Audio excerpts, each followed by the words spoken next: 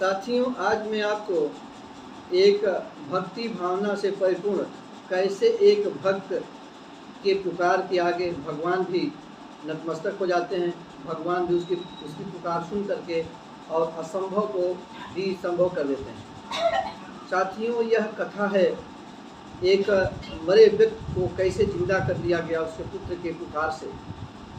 बहुत ही मार्मिक कथा है और यह कथा सत्य कथा है, लेकिन मैंने इस कथा के पात्र स्थान सबके नाम अपने आप परिवर्तित कर दिए हैं, इसलिए किसी व्यक्ति विशेष पर इसका कोई प्रभाव नहीं होगा, जो किसी विशेष से कोई संबंधित नहीं होगी। तो साथियों, चंदन नगर में सुखलाल नाम के किसान रहा करते थे। साथियों, दैयोग से उनकी पत्नी का देहांत हो गया था। सिर्फ दो ही, एक पिता एक पुत्र, दो ही उनके घर में थे सदस्य घर के।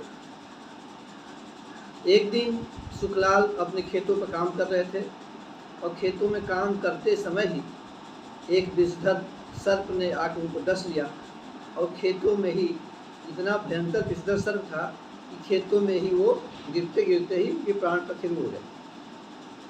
अब अन्य खेतों में जो किसान काम कर रहे थे उन्होंने देखा, सुखलाल गिरते हुए देखा, लोगों ने आकर देखा, सुखलाल को तो मुँह से झाग निकल गया था और वो मर चुके।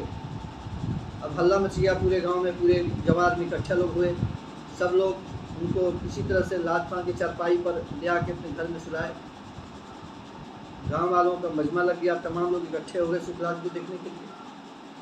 धीरे धीरे सभी लोग भीड़ धीरे धीरे छट गई। तय हुआ कि भाई कल सुबह इनकी अंत्येष्टि किया जाएगा। तो सुखलाल के जो निकटवर्ती जो भाई थे, हाँ साथियों, मैंने आपको बताया था कि सुखलाल के एक लड़का भी था, उस लड़के का नाम मोहन था। तो जो निकटवर्ती भाई थे सुखलाल के, उन्होंने कहा मोहन अपने पिता के पास बैठो, क्योंकि मृतक शरीर को अकेला नहीं छोड़ा जाता है। मैंने वैसे आग इत्यादि धूपबत्ती सब रख दिया है, लेकिन फिर भी तुम बैठो इनके पास, मैं अपने जानवरों को चारा पानी दे करके आता हूँ, फिर मैं यहाँ पर बैठूँगा तुम्हारे साथ। साथियों, जब सुखलाल के भाई वहाँ से चले गए, अपने घर चले गए, तो मोहन ने अपने घर का दरवाज़ा, जिसमें उनके पिताजी लेटे थे, तो मुख्य निकास के पास दरवाज़ा था, उन्होंने उस दरवाजे को बंद किया और बड़ी करुण पुकार में, क्योंकि वह उसका नाम मोहन था, वह मोहन अर्थात माधव, कृष्ण, केशव, उनको वो अपना मित्र समझता था। पूजा नहीं करता था, उनको अपना मित्र समझता था। कहता कि तुम भी गैया चराते थे, मैं भी गैया चराता हूँ, तो हम दोनों मित्र हुए। तो इस तरह से मोहन से और केशव एक तरफा मतलब उनको प्यार करता था, उनसे जुड़ा रहता था वो। तो उसने बड़ी करुण पुकार से माधव, केशव, कृष्ण सबको पुकारा कि प्रभु, हे मित्र, हे सखा, तुमने हमारी माँ को तो पहले ही छीन लिया हमसे, जो अब मेरे पिता थे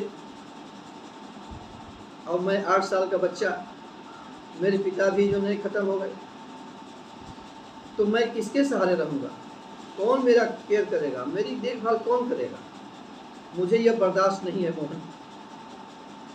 केशव, आप मेरे पिता को जीवित करो और अपने मित्र किसको संबोधित किया?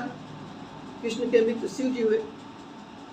तो मोहन ने कहा, केशव, अपने मित्र से कहो कि अपने साथी आभूषण अर्थात सर्प नाग, शिव के साथी तो उनके गले में नाग रहते हैं, उन्होंने कहा अपने मित्र से कहो कि अपने साथी को भेज करके मेरे पिता का उपचार करें और मेरे पिता को ठीक करें, जीवित करें, नहीं तो मैं सर पटक के जान दे दूंगा। तुम मेरे मित्र को मेरी करुण कथा तुम्हें, करुण कृपा तुम्हें स्वीकार करनी पड़ेगी, मेरी सहायता करनी पड़ेगी। साथियों, उस 8 वर्षीय बालक के करुण पुकार से सुन करके देवताओं को भी प्रभाव हुआ अपना। जो और साथियों, सचमुच में कुछ देर बाद एक चमत्कार होता है कि एक सर्प आ करके और जहाँ पर उनको सर्प ने काटा था वहीं को उसने अपना फिर सर रख दिया, अपना जो है फिर काटा या क्या किया, कैसे किया, लेकिन थोड़ी देर बाद वो सर्प वहाँ से अपने आप चला जाता है और कुछ देर के बाद सुखलाल पुनः जीवित होकर के बैठ जाते हैं। साथियों, यह सत्य घटना मैंने कहीं पढ़ी थी, इसलिए आपको मैंने बताना चाहा। साथियों, भगवान जो होते भक्त के प्रेम में भूखे होते हैं। उस मोहन के कड़ू पुकार को भगवान झुठला नहीं पाए, उसको इग्नोर नहीं कर पाए। और जैसा मोहन ने उनसे याचना किया था कि आप अपने मित्र से कह करके, अपने साथी से कह करके हमारे पिता को जीवित करावें, तो वास्तव में वो घटना घटित हुई और सुखलाल पुनः जीवित हो गए। तो साथियों, कथा उद्देश्य बताने का उद्देश्य ये हुआ कि आदमी को भगवान के भरोसे रहना चाहिए, उनकी भक्ति करनी चाहिए, भगवान से प्रेम करना चाहिए, तो भगवान असंभव कार्य को भी संभव कर देते हैं। जय सिया राम, जय माधव, जय नमस्कार।